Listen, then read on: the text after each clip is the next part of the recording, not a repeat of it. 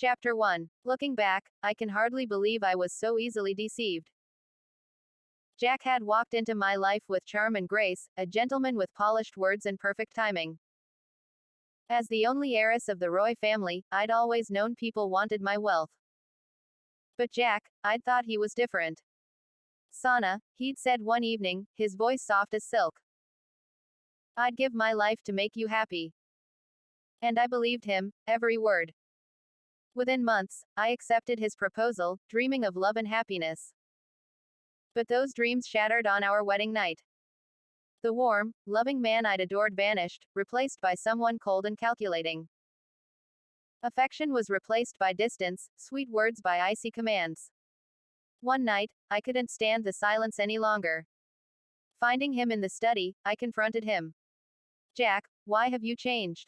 I asked, struggling to keep my voice steady. He looked up, his expression smug, as if he'd been waiting for this. Changed, he mocked, his tone dripping with contempt. You really thought I married you for love? The words hit like a blow. But, the way you looked at me. The promises. Promises. He laughed, cold and sharp. Words are merely tools, Sana. I used them to get what I wanted. Now, everything you own is mine. From that moment, my life became a prison. Jack isolated me, seized control of my family's estate, and took pleasure in watching me wither. Day by day, I grew weaker, confined to the manor, and cut off from everyone I loved. In my final hours, weak and feverish, I lay in bed, barely clinging to life. As I drifted in and out, I heard footsteps. Jack stood in the doorway, smirking as he looked down at me. Rest well, my dear, he murmured, his voice chillingly soft. Your suffering is almost over. And with those words, darkness claimed me. Or so I thought. Chapter 2. Rebirth and Resolve. Darkness. For what felt like an eternity, there was only that cold, endless void.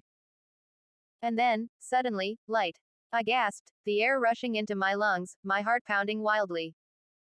I opened my eyes, expecting to see that dim, cold room where I had taken my last breath. But I wasn't in that room. Instead, I lay in my own bed, the familiar four-poster draped with fine silks. Morning light spilled through the windows. My fingers brushed the embroidered sheets. And I sat up in shock, my heart racing.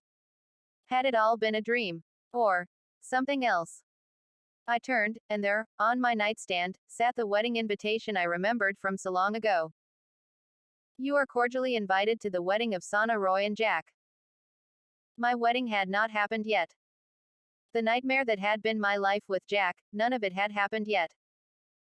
It struck me then, a second chance. I rose, heart pounding as memories surged. I remembered his cruelty, his lies, the mocking laughter in his eyes as he watched me waste away. I would not let him do it again. Jack may have stolen my life once, but this time, I would be prepared. Later that day, as I walked down the corridors of my family's home, I caught sight of him, the man who had betrayed me, waiting for me with that charming smile I once adored. But now I saw through it, and I had to suppress the disgust that churned within me. Sana. He greeted me smoothly, stepping forward as if he owned me. I was hoping we could talk about our plans for the wedding. I looked him straight in the eyes, forcing my voice to remain calm. Actually, Jack, I've been thinking. I'm not sure the marriage is right for me. His smile flickered, replaced by a look of shock he quickly tried to hide. Not right for you, he echoed, voice tight. Sana, don't be absurd. It's not absurd, I replied, steel creeping into my voice. Perhaps we rushed things. I need time to reconsider. Jack's eyes darkened, his pleasant mask slipping just slightly. But I held his gaze firmly, no longer the naive girl who had once fallen for him. This time, I was ready to fight. And as he struggled to regain his composure, I felt a surge of satisfaction. I was no longer his to control.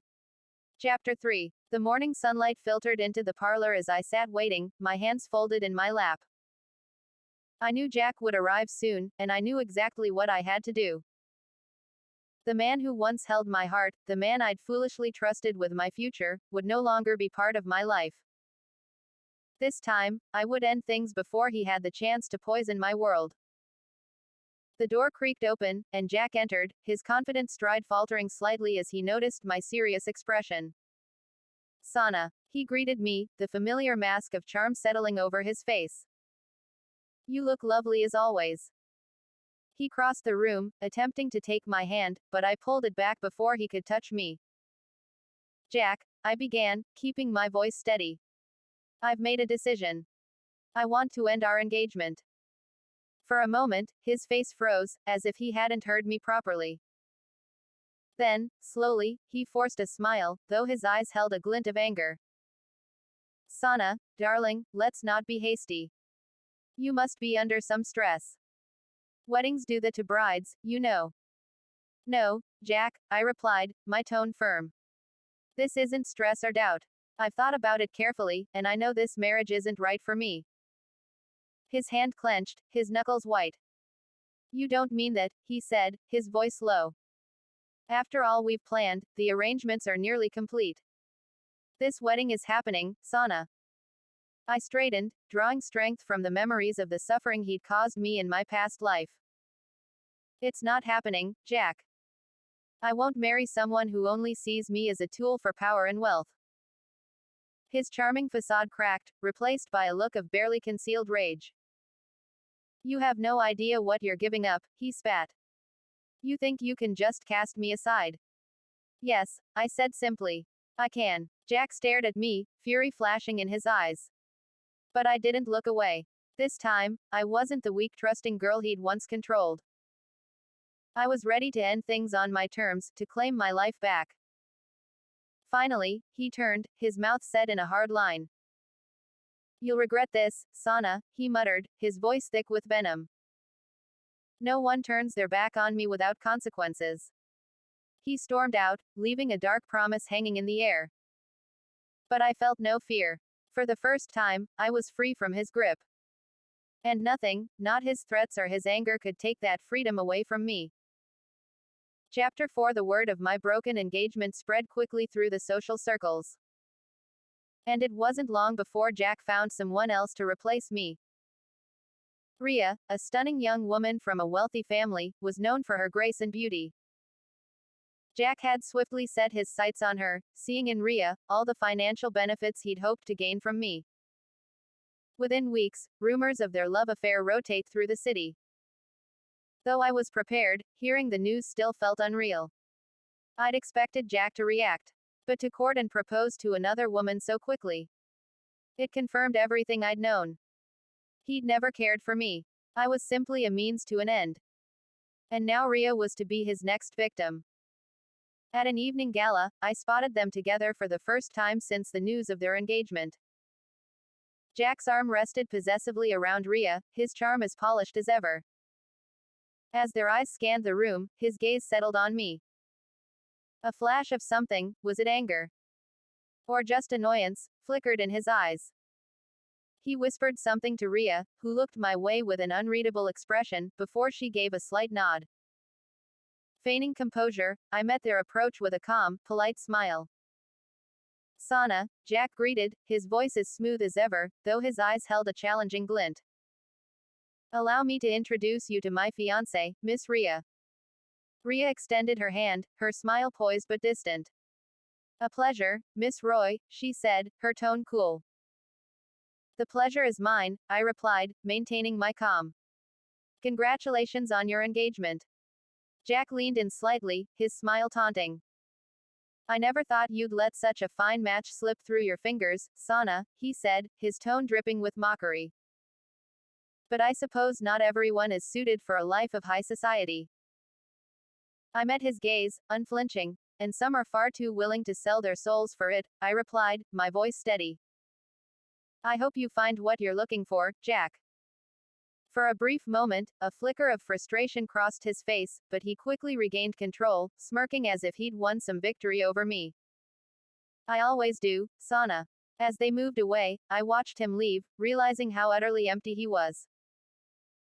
He was nothing but a man who clung to wealth and power like a drowning man to driftwood, and now he had found someone new to manipulate. I no longer felt anger or hurt, only a newfound resolve. I had been given a second chance, and no matter how many replacements Jack found, he would never again control my fate.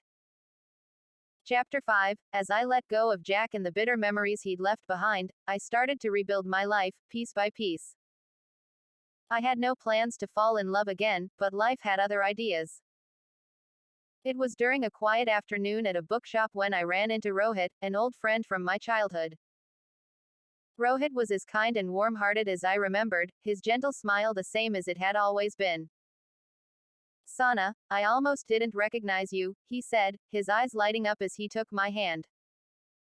Rohit, I replied, surprised to find myself smiling genuinely for the first time in a long while. It's been too long. From that chance encounter, Rohit and I began to spend more time together.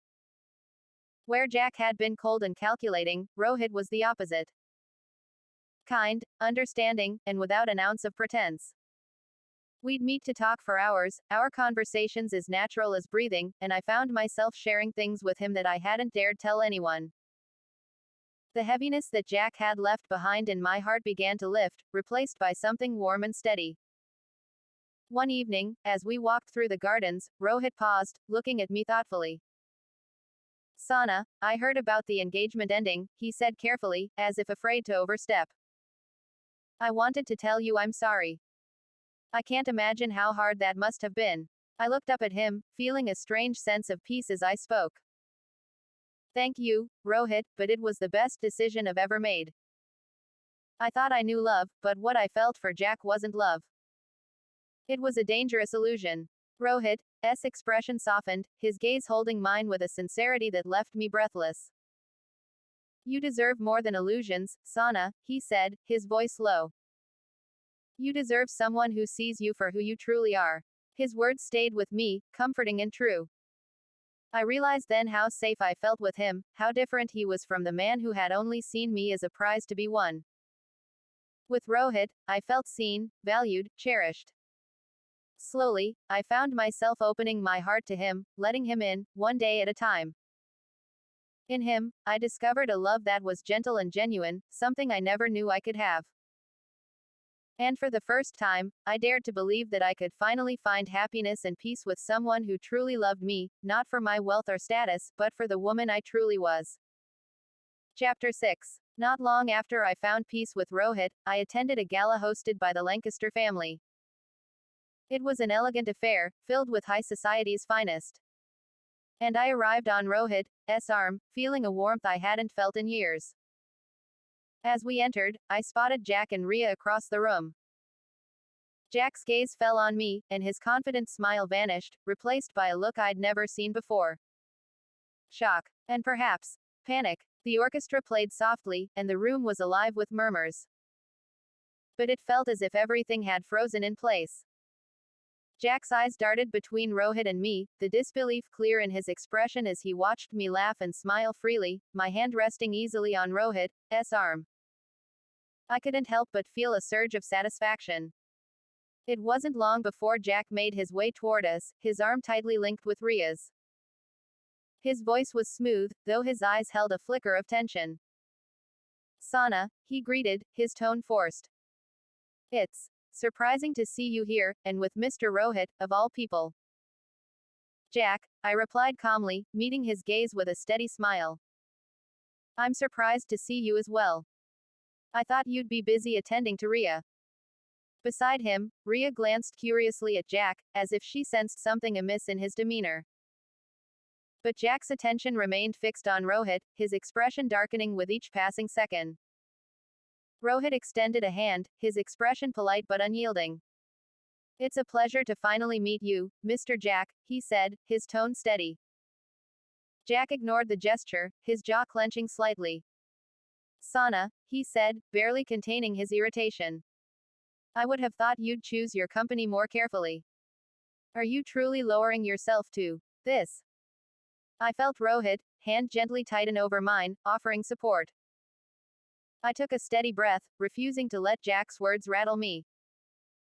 Rohit is a better man than you could ever hope to be, I replied, my voice calm and resolute. And I am happier now than I ever was by your side. A flicker of anger crossed Jack's face, but he quickly masked it with a forced smile.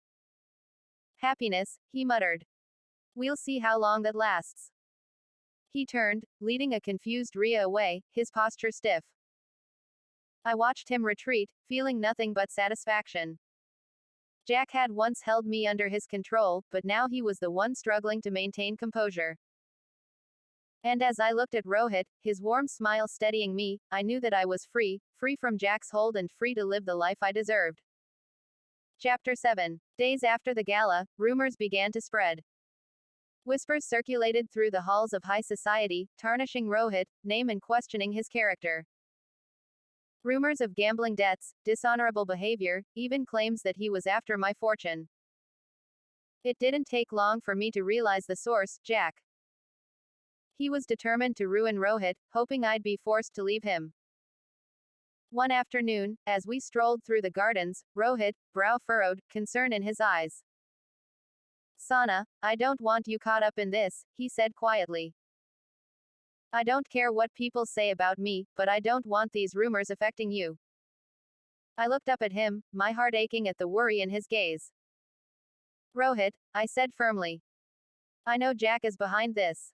He's desperate because he's lost control, but I won't let him manipulate me again.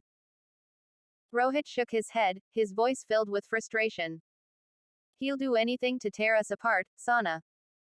He's powerful, and he has connections that I don't. I took his hands, meeting his worried gaze with unwavering resolve. Let him try, I replied, my voice steady. He doesn't scare me anymore, Rohit. Not when I have you by my side. A soft smile crossed his lips as he squeezed my hands. You're stronger than he'll ever know, he murmured, and I'll be here, no matter what he does. Later that week, I received a letter, an invitation from Jack, requesting a private meeting. It was his last desperate attempt to sway me, to force me to leave Rohit. Against my better judgment, I agreed, knowing it was time to confront him face to face. In the dimly lit study of his estate, Jack waited, his eyes cold as I entered. Sana, he began, his voice laced with faux concern. I'm only thinking of your reputation. Rohit will ruin you. He's nothing but a commoner seeking wealth.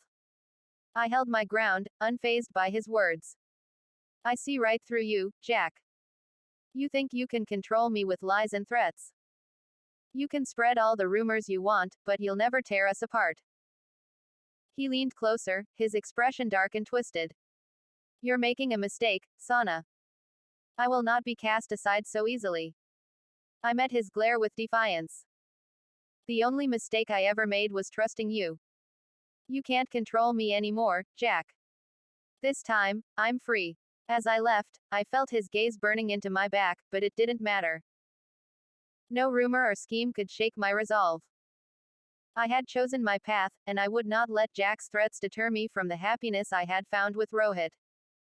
Chapter 8. The tension had been building for weeks. Jack's rumors continued to circulate, his schemes growing more desperate with each day. But I stood firm, refusing to let his lies tear me away from the life I had chosen. I knew it wouldn't be long before he confronted Rohit directly. And he did. One evening, as the sky darkened and the evening lanterns cast shadows across the garden, Jack arrived unannounced. I saw him first, his figure rigid as he approached, and I moved quickly to join Rohit, who was already waiting. Jack's gaze flicked between us, his jaw tight with barely contained rage. Sana, he sneered, his voice low and venomous. I hoped you'd come to your senses by now. But it seems this man has a stronger hold on you than I realized. I looked at him calmly, refusing to show any hint of fear. Whatever you have to say, Jack, say it now and be done with it. His gaze hardened as he turned his attention to Rohit. Do you really think you're worthy of her? He spat, his voice dripping with contempt. You're nothing, a mere commoner, clinging to her for the fortune you'll never have. Rohit's eyes darkened, but he remained calm, his voice steady. Sana's with me because she wants to be, not because of wealth or status. That's something you could never understand, Jack. Jack let out a low, mocking laugh. You think you've won, don't you? You think she'll stand by you when I ruin you? I stepped forward, cutting him off. Enough. Jack, your threats don't scare me anymore. I see through you, through every manipulation and lie. You can't control me, and you certainly can't control Rohit. Jack's face contorted with fury, his eyes narrowing as he took a step closer, his voice a harsh whisper. You have no idea the lengths I'll go to keep what's mine. You'll both regret this. Rohit stepped protectively in front of me, his gaze unwavering, as he met Jack's glare. You can threaten all you want, but you've already lost, Jack. Sana chose me, not out of obligation or fear, but because she loves me. Jack's mask finally cracked, his fists clenching as he realized he had lost all control. He looked between us one last time, his expression twisted with defeat and anger, before storming away without another word. As he disappeared into the night, I felt a wave of relief wash over me. I turned to Rohit, his warm, reassuring presence grounding me. It's over, I whispered, feeling the weight of years lift from my shoulders. Rohit took my hand, his gaze filled with a quiet strength. Yes, Sana, you're free. And in that moment, I knew that I had won, not just against Jack, but against the shadows he had cast over my life. Chapter 9. With Jack gone, life became a breath of fresh air. The rumors he had spread faded, like shadows retreating from the morning sun, and I could finally live without looking over my shoulder. More than anything, I cherished the peaceful moments I shared with Rohit, who had been my rock through it all. We were walking through my family's estate one golden afternoon, when Rohit gently squeezed my hand, a soft smile playing on his lips. Sana, he began, a hint of nervousness in his voice that was rare for him. I've been wanting to ask you something. I turned to him, curiosity piqued. What is it, Rohit? He stopped, facing me fully, his gaze filled with warmth. After everything we've been through, after all the storms, the fights, the heartache, I want nothing more than to build a future with you, a life free from all that came before, where it's just us. My heart swelled as he took a small box from his pocket and opened it to reveal a simple yet beautiful ring, one that spoke of love, rather than wealth or status. Will you marry me, Sana? He asked softly, his voice steady, but his eyes filled with a tender hope. Without a moment's hesitation, I smiled, feeling tears prick at the corners of my eyes. Yes, Rohit, 1,000 times. Yes. He slipped the ring onto my finger, and as he did, it felt as though the weight of the past had finally lifted. This was the love I had longed for, the kind of love that stood unshaken by ambition or greed. A love built on truth, respect, and trust. We spent the next few weeks preparing a quiet, intimate wedding, one that was nothing like the grand cold affair my marriage to Jack had been. My family and close friends gathered under the open sky as Rohit and I exchanged vows, promising each other a life of loyalty and love. Standing there with him, with the gentle breeze rustling around us and the laughter of loved ones filling the air, I felt an overwhelming sense of peace. I was free, truly free, for the first time in my life. As we shared our first dance, Rohit leaned in, his voice a soft whisper in my ear. Are you happy, Sana? I looked up at him, my heart filled with joy. More than I ever dreamed possible, I replied. And as we danced under the starlit sky, I knew that this was the beginning of a beautiful new life, one where the shadows of the past were gone and only love remained. Chapter 10. Time passed, and I embraced a life of joy and peace with Rohit by my side. Yet one afternoon, as we strolled through the gardens of the estate, a familiar figure caught my eye. It was Jack, standing at the edge of the property, his once proud posture hunched, his face lined with something I'd never seen before, regret. He must have heard about my wedding, about the happiness I'd found without him. As he looked toward us, I could sense the weight of his losses hanging over him, his gaze empty and hollow. This was not the Jack I'd once known. Gone was the confidence, the cold arrogance that had once dominated him. Sana, he said, his voice soft, almost broken, as I walked a few steps closer, Rohit, hand in mine. I met his gaze, and to my surprise, I felt no anger or bitterness, only pity. Jack, I replied, my voice calm, why are you here? He hesitated, a flicker of pain crossing his face. I wanted to see you, he admitted, barely able to meet my eyes, to see what I lost. His eyes drifted to Rohit, and there was something close to envy in his gaze. You look happy, he muttered, as though the words were foreign to him. It should have been me. Rohit tightened his hand around mine, standing by my side with a quiet strength. It never could have been you, Jack, I replied, my voice steady but gentle. You cared only for power and wealth, love was never part of your plans. Jack's shoulders sagged, his once imposing frame seeming small and defeated. I thought I could have it all, he murmured, his voice thick with regret, but in the end, I have nothing. I looked at him, feeling the weight of finality. You made your choices, Jack, I said quietly. I hope one day, you find peace within yourself. He nodded, looking away, and for the first time, I saw not a villain, but a man haunted by his own actions. Goodbye, Sana, he whispered, turning and walking away, his figure slowly fading into the distance. As I turned back to Rohit, he brushed a strand of hair from my face, his touch warm and reassuring. Are you all right? He asked softly. Yes, I replied, a genuine smile lifting my lips. I finally am. Hand in hand, we walked away from the past, leaving behind the shadows, and embracing a future built on love and trust. For the first time, I felt completely free, free from Jack's hold, from the wounds he had left, and with each step, I knew I would never look back again.